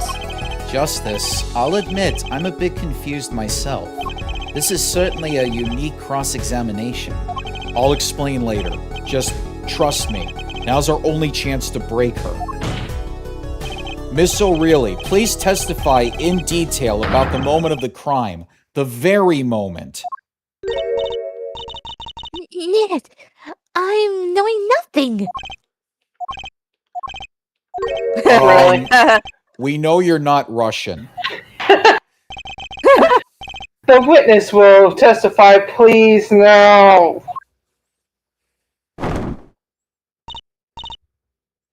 Fine. He's the one who did it.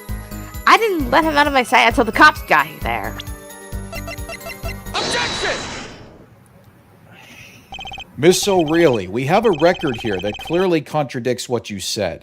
It states that the police were alerted by a report from the defendant. And we know that the defendant left the room, climbed the stairs, and made that phone call from the first floor of the Borscht Bowl Club.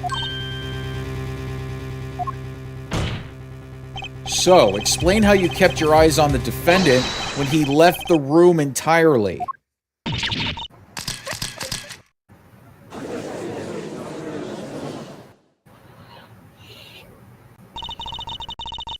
That man who picked up the bottle and swung it that night wasn't the defendant.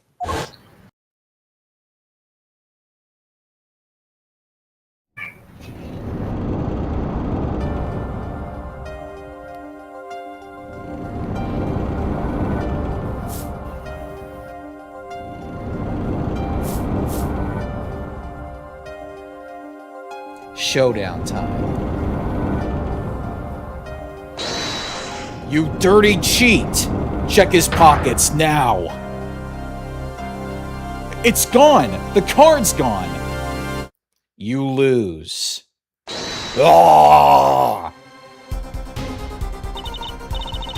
Just then, Smith grabbed the bottle from next to right. And he hit me! Oh shit. You! Some master of cheating you turned out to be.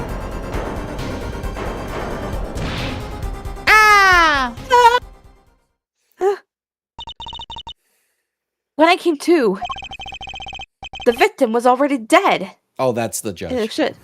Shush. Well, the victim was already dead, is it? That is. That's why I couldn't reveal who I really was.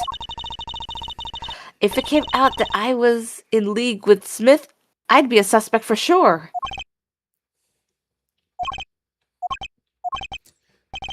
Well, where does that leave this?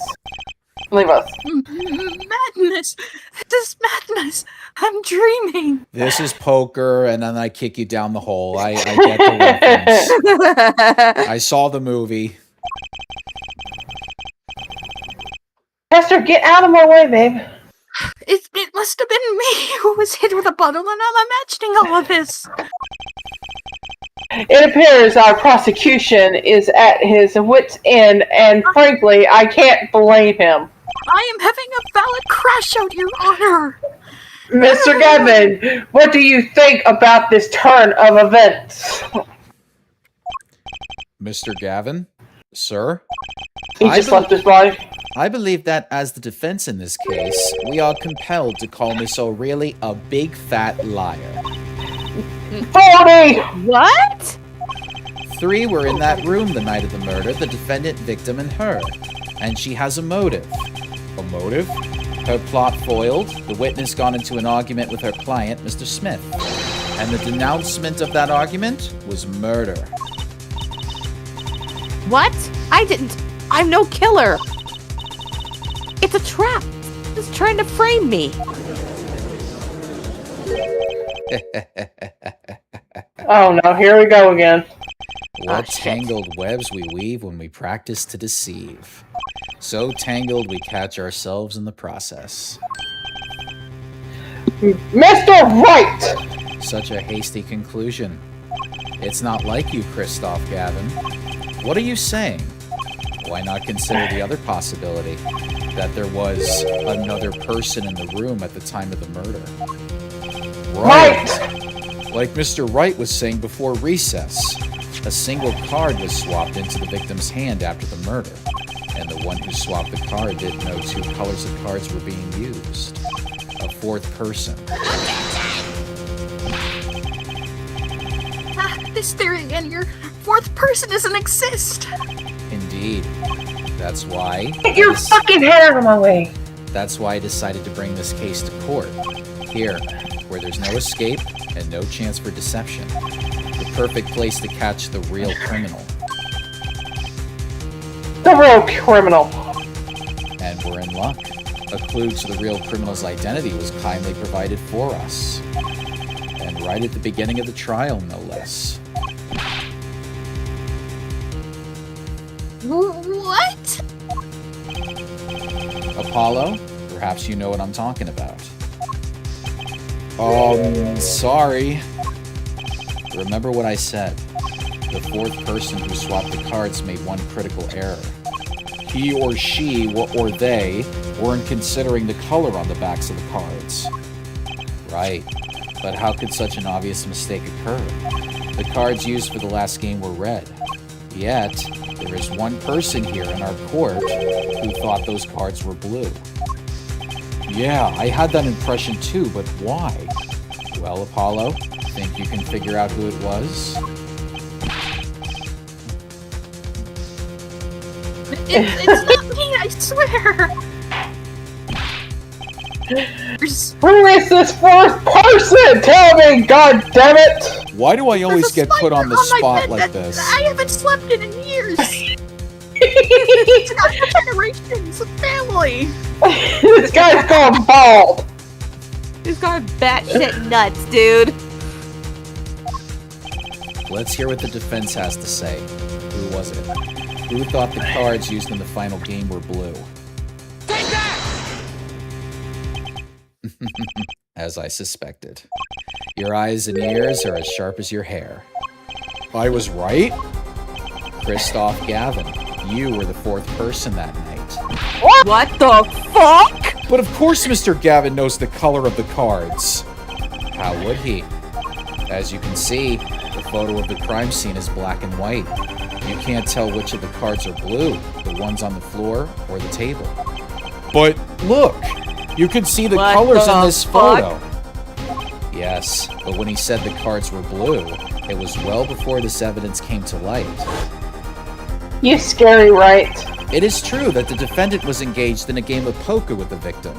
Yet it was only that, a game, in the purest sense. A competition, Your Honor. Competition? Yes, a test of wits. A silent clash of passions. Only the cards, their backs wreathed in blue flame, know its final outcome. Well, Kristoff? Mr. Gavin? Mr. Gavin, is there something the matter? No, nothing. Excuse me, it was just so sudden. Right. You aren't seriously accusing me, are you? Oh, Kristoff. You know even I never take a joke this far. What the fuck? This has gone beyond ridiculous, beyond dumb. This is insanity. The defendant accusing his own defense attorney of murder. I assure you, I'm quite sane. What connection could Mr. Gavin have to the victim? I wasn't aware that I had a connection to Mr. Smith either. Yes, but victim had never even met. Well, what if they have? Huh. There is a possibility, after all. They may have met that night before the game started. Are you suggesting? Is this the truth Mr. Wright was staying silent about? Well, only one thing to do. Mr. Wright, the defense would like to request that you testify to the court. The defense would like to request no such thing. Mr. Gavin? Testimonies must relate to the case. How could anything happening before that game of poker be related? I am not sure I follow, Mr. Gavin. As I explained before, the defense believes that Miss O'Reilly... I assume you speak for Mr. Justice in this. He is defense, not you. Mr. Justice, the matter of Mr. Wright's testimony is up to you. Oh, okay. Oh. Does the court, in your opinion, needs to hear Mr. Wright's testimony? This was Mr. Wright's strategy. He was planning this all along, and I intend to see it through. The defense would like to request that Mr. Wright testify to the court. At 2, Justice, you would betray me, your teacher. I'm sorry, Mr. Gavin, this isn't about loyalty. This is about the truth. Simp. Very well. The defendant, Mr. Wright, will take the stand, please. God damn. I assure you, this simp is justified in what he believes.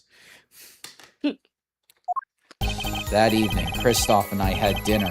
We sat at the table in this photograph. Shady Smith walked in 5 minutes after Kristoff left. When the trap failed, Smith hit the waitress.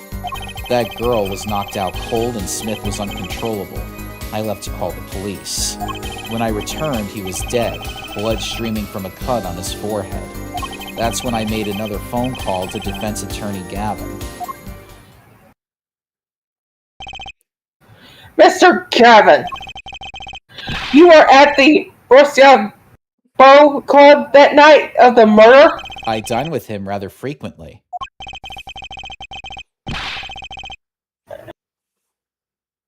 And he talked on the defendant on the phone directly after the murder. Quite against my will, I had become involved in a murder.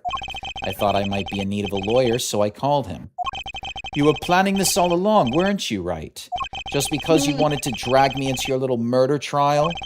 The only thing I want is the truth, as I did back then and now. I thought my office was doing you a favor when we took on your defense. It appears that I was wrong.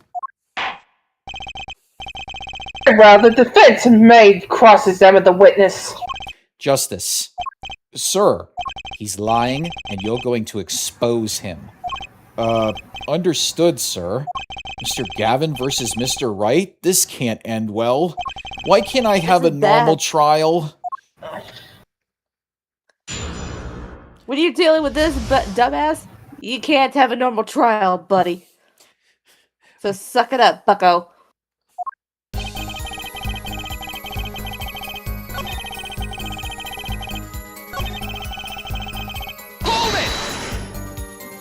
About this failed trap. This is the same trap that Miss Olga O'Reilly mentioned? The plan was simple. Elegant, really, you see. We set up a trap of sorts. I was to plant a card in Wright's pocket beforehand. And then deal 5 aces during one of their games. When their hands were revealed, Smith would call him out and search Wright. He would then pull out the planted card and the trap would snap shut. You swapped the cards! Just like that, the legend would be dashed to pieces. Yes, a harmless prank in essence. It was by a quirk of fate that I happened to discover it. A quirk? I happened to put my hand in my pocket and found a card. The card she planted. Yes, I snuck a peek at it and found it was the 5 of hearts. I had a feeling something might happen, so I disposed of the card before the game. Dispose. Where? There was an empty bottle of grape juice I had been drinking right beside me. I threw the card inside the bottle.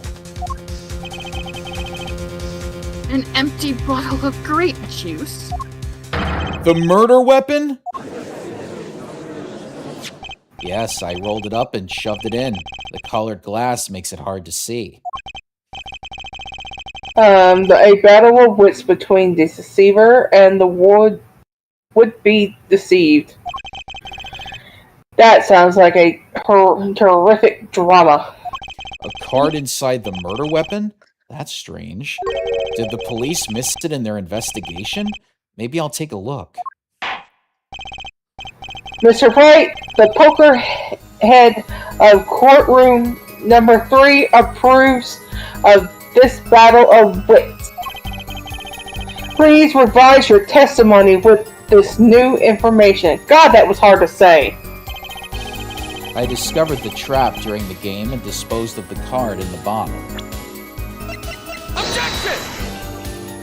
What the fuck? Oh, is it one of those? Okay, I probably have to do this first.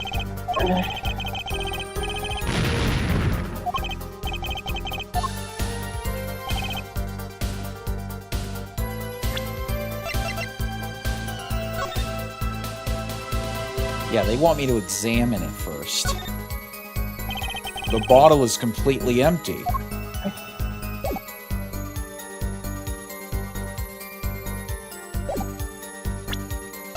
Objection! Oh my god. Imagine if you didn't know how to do that. Mr. Wright, if I may? Yes. I've examined the bottle, and I don't see any card in here. No? What, Mr. Wright, surely isn't all you have to say for yourself. I can't say that I know what happened to the card. I did put it in that bottle, however. Huh? Perhaps a 5th person came and took it out. Oh, and a 6th person could have helped. Mr. Gavin, Mr. Wright is your client! My apologies, Your Honor. He's sassing around, he's talking shit! I won't have you disparaging our investigation either. We looked inside that bottle, there was nothing. So what's going on? Is Mr. Wright hoodwinking us again? Or did the card just disappear? In any case, please continue the cross-examination. I'm afraid the decisive contradiction call for decisive evidence. Oh. Push him harder, Justice. Break him. It's just you and the witness in the ring. Go for the KO. Ugh, why do I get the feeling you're not on our client's side anymore? Sassy bitch.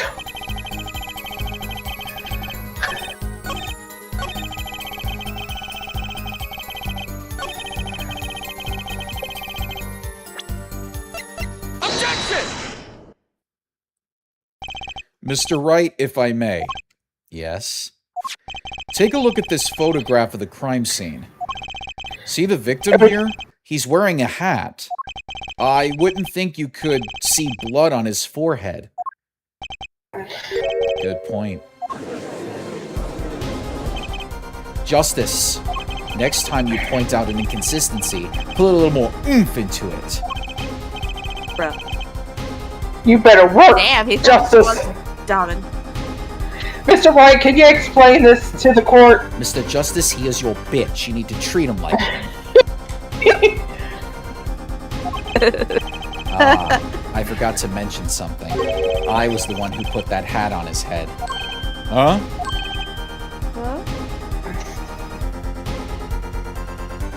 You ain't that tampering with evidence? You put the hat on the dead man's head. He wore it through our entire poker game. After calling the police when I returned to the scene, his head was in full view, shining bright just like in this photograph. And I picked his hat up off the floor and put it on his head.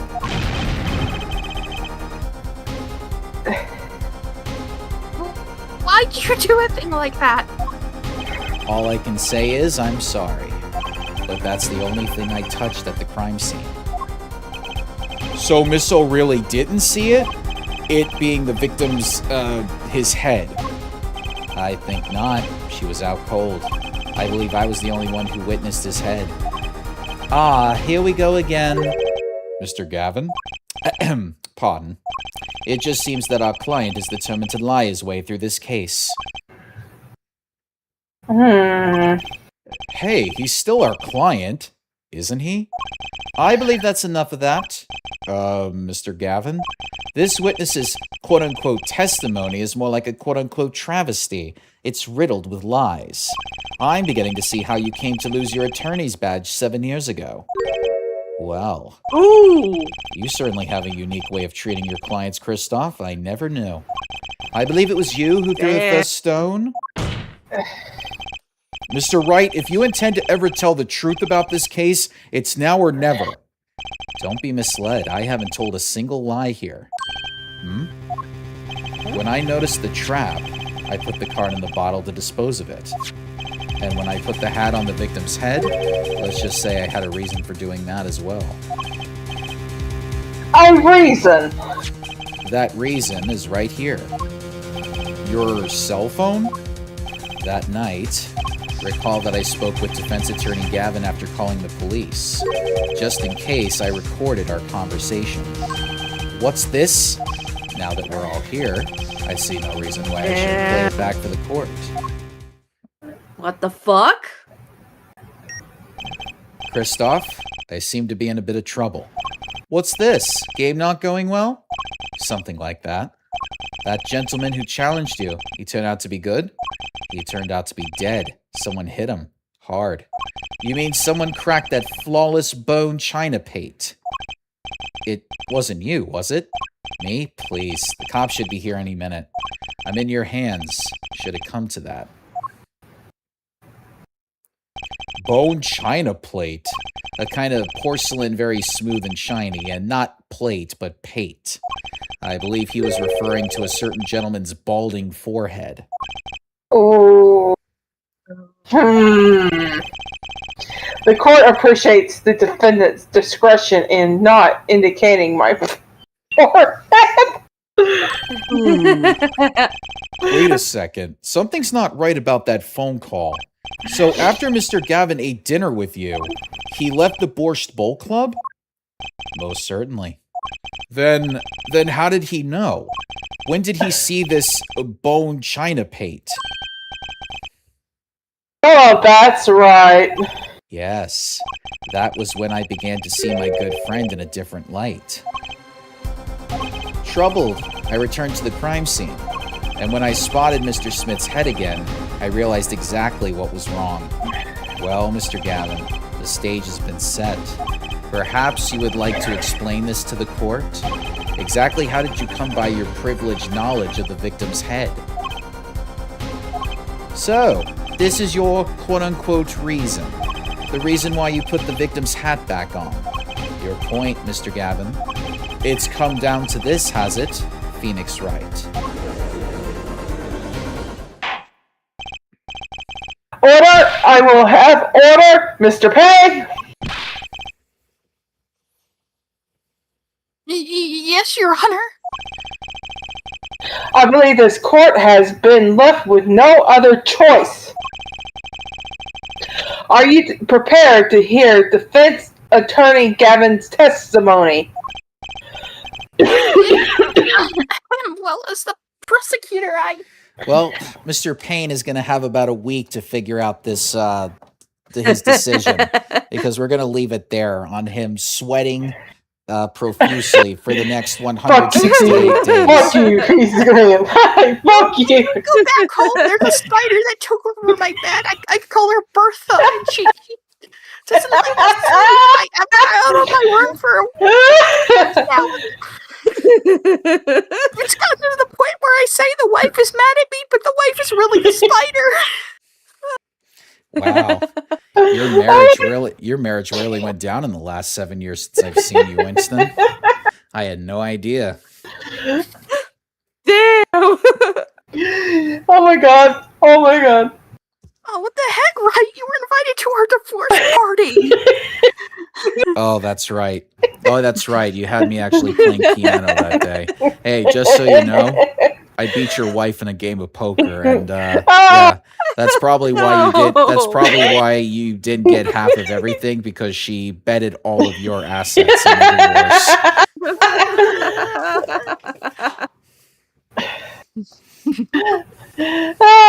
Good night, everybody. All right, and that's my birthday. That's my birthday gift to everybody. I usually give gifts on my birthday, not the other way around. But yeah, there we go.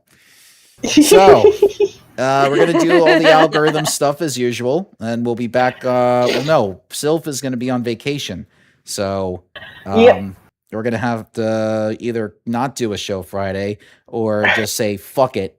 And we'll just play fuck it, or just wait till next Tuesday. But until then, we'll figure it out. By then, good night. See you in next week. Definitely, that's a definite.